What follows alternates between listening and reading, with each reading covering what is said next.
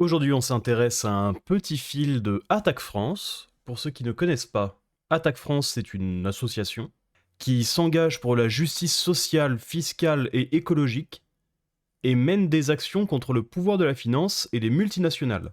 Une association qui est donc résolument de droite, hein. Et donc dans ce fil, il s'intéresse aux privilèges des ultra-riches et des entreprises multinationales. Qu'est-ce qu'il raconte ?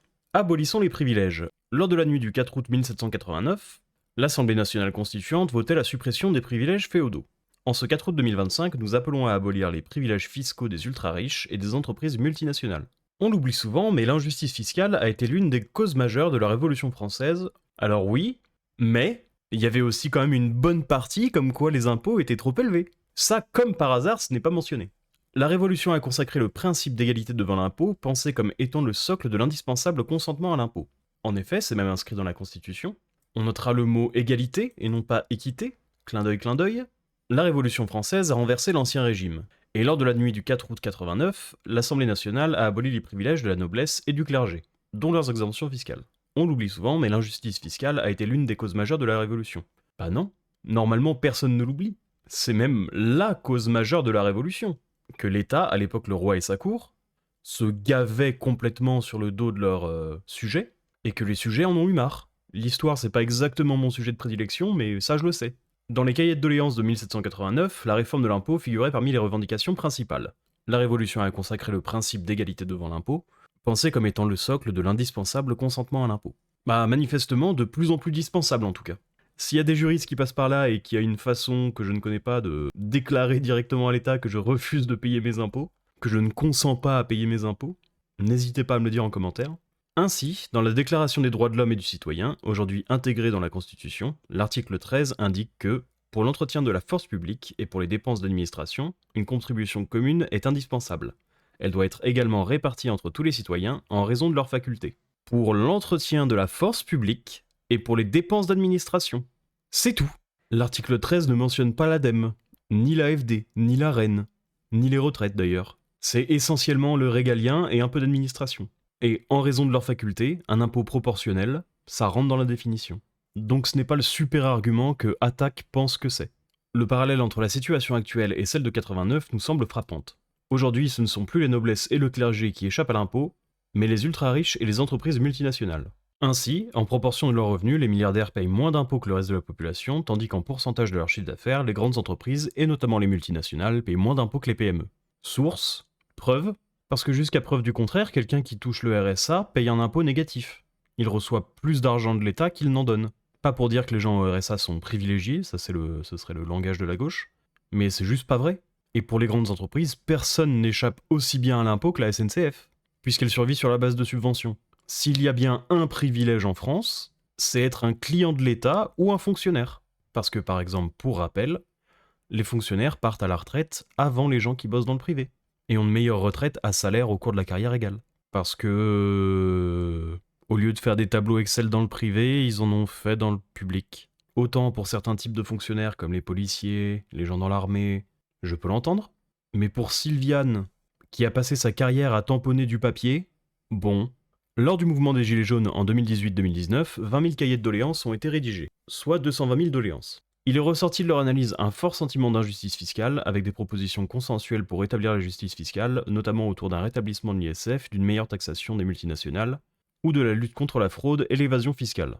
Oui, les Gilets jaunes ont été fortement récupérés à la fin par la gauche, ça ne choquera personne, je pense. Parce qu'au tout départ, les Gilets jaunes, c'était contre la taxe carbone, avant tout. Et de souvenirs, pas très étonnants qu'ils n'en parlent pas, mais il y avait quelques revendications vis-à-vis de l'immigration aussi de la part des Gilets jaunes, si je me rappelle bien. Mais ça ne les arrange pas, donc ils n'en parlent pas malheureusement. Alors que le gouvernement dit rechercher 44 milliards d'économies dans le budget 2026, et pour cela s'apprête à demander des sacrifices à l'ensemble de la population, oh l'écriture inclusive. Salariés, fonctionnaires, retraités, chômeurs, allocataires des prestations sociales, malades, nous disons qu'il est inconcevable à demander à celles et ceux qui ont des difficultés pour boucler leur fin de mois de se serrer encore la ceinture, alors que celles et ceux qui peuvent le plus contribuer à l'impôt ne payent pas leur juste part. Les 10% des plus riches payent 75% de l'impôt. Quelle est la limite pour dire que non, là c'est bon, ils payent leur part? Est-ce qu'il faut arriver à 90 95? Mauvaise nouvelle, si on arrive à ce chiffre, on aura moins de recettes. Enfin, mauvaise nouvelle, non en fait, puisque ça ne ferait qu'accélérer la faillite. Mais pour le camp du bien, le camp de la gentillesse, le camp de l'humanisme, les riches sont juste en fait des drones, des sacs à fric, sans la moindre volonté propre, et ils accepteraient ça sans broncher, sans bouger, sans rien faire. Vraiment des génies. Ah oui, mais faut mettre une exit tax. Ok Staline. Rappelons que depuis 2017, les plus riches ont vu leur impôt baisser, du fait de la suppression de l'ISF ainsi que du prélèvement forfaitaire unique, appelé flat tax, qui a mis fin à la progressivité de l'imposition des revenus financiers, si bien qu'aujourd'hui, ceux-ci sont moins taxés que les revenus du travail. Ce qui est normal, en fait. L'argent que tu investis, c'est de l'argent qui a déjà été taxé. Les dividendes que tu reçois, c'est aussi de l'argent qui a été taxé, via l'impôt sur les sociétés. Il faut combien de couches de taxes pour que la gauche soit contente ? L'argent que tu reçois de ton salaire, tu l'investis ou tu le consommes, donc déjà une part de TVA. Pour ce qui est investi, après tu reçois les dividendes, qui a déjà été taxé une fois avec l'impôt sur les sociétés.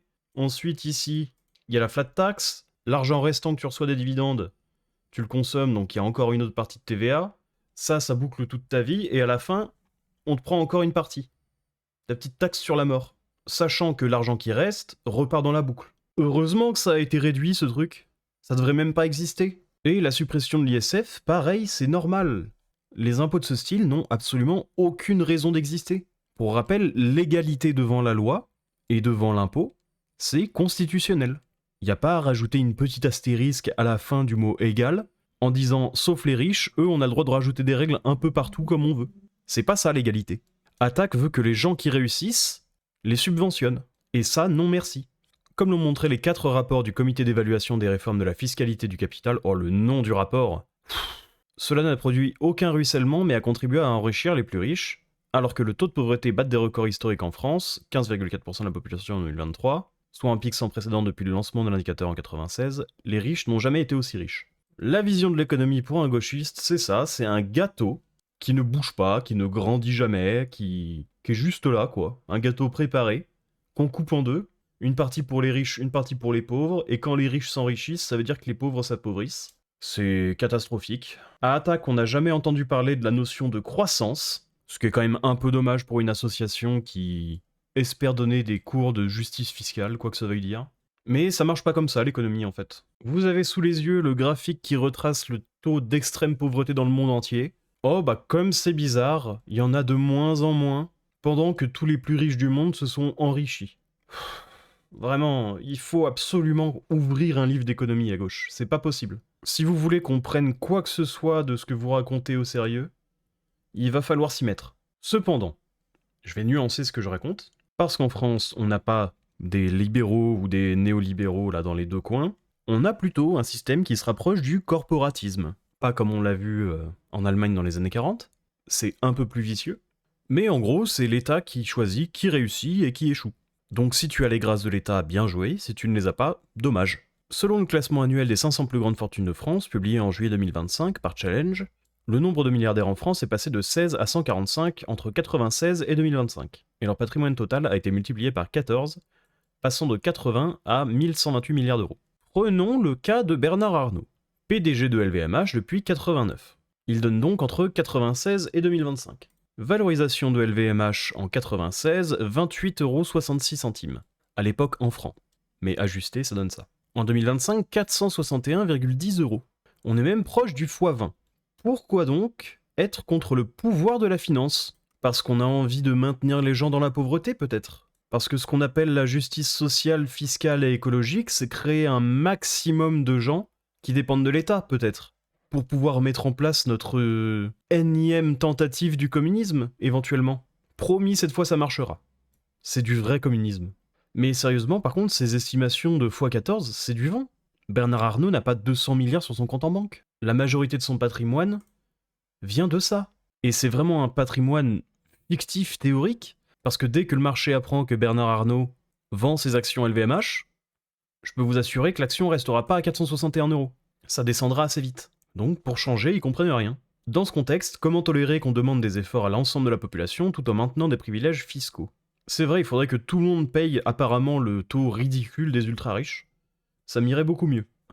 Parce que en se basant sur cette estimation de Gabriel Zucman, ce charlatan, on est vers 33-34% pour Bernard Arnault environ. Bah moi je prends, hein. C'est encore un peu trop élevé à mon goût, mais par rapport à ce que je paye, je prends très clairement. D'ailleurs, tant que j'y suis, le premier décile est censé payer 40% de cotisations, taxes et impôts. Mais les gens au RSA payent 40... Non, enfin, franchement, il nous prend vraiment pour des truffes. D'ailleurs, ce graphique avait été brillamment analysé par Sylvain Catherine, qui l'avait tout simplement infirmé. Je vous mettrai le lien dans la description si ça vous intéresse. Il est urgent de rétablir la justice fiscale par des mesures qui permettraient de faire payer à chacun sa juste part d'impôt, tout en restaurant le consentement à l'impôt. Ah bah, taxe Zuckman. Donc pour le coup, je pense qu'il faisait vraiment référence à ce truc-là. Même pas fait exprès, tiens. Taxe Zuckman sur les 1800 foyers fiscaux les plus riches, révision des niches fiscales injustes et inefficaces, mise en place d'un ISF rénové, suppression de la flat tax pour mieux taxer les dividendes... Putain non mais... Taxation unitaire pour mettre fin à l'évasion fiscale des multinationales, réduction des aides publiques aux entreprises qui sont devenues le premier budget de l'État avec un montant record de 211 milliards d'euros. Majoritairement, ce ne sont pas des subventions, ce sont des exonérations d'impôts. Et une partie non négligeable va au public, et aux médias, par exemple. Mais bon, ça c'est le panier classique des mesures de gauche économiques. Donc taxe Zuckman, MDR. Niche fiscale, tant qu'on baisse pas les impôts, non. Mise en place d'un ISF rénové, non.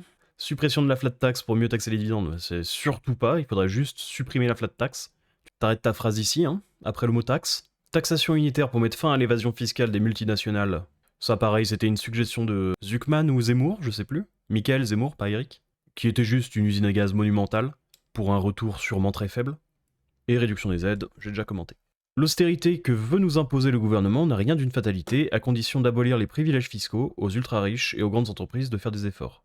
Non, le premier qui doit faire des efforts, c'est l'État. Je dirais même pour l'instant le seul qui doit faire des efforts, c'est l'État. 52% de prélèvements, 57% de dépenses, ça suffit. J'ai payé en quelques années de travail ce que j'aurais dû payer sur l'intégralité de ma vie. Il y en a marre. Stop. Mobilisons-nous pour imposer l'idée qu'un autre budget est vital. Oui, un autre budget, mais surtout pas le vôtre. Sauf si on veut speedrun la faillite. Si la vidéo t'a plu, n'hésite pas à t'abonner, à regarder une autre vidéo, à faire un petit passage sur la chaîne principale, à liker et à commenter.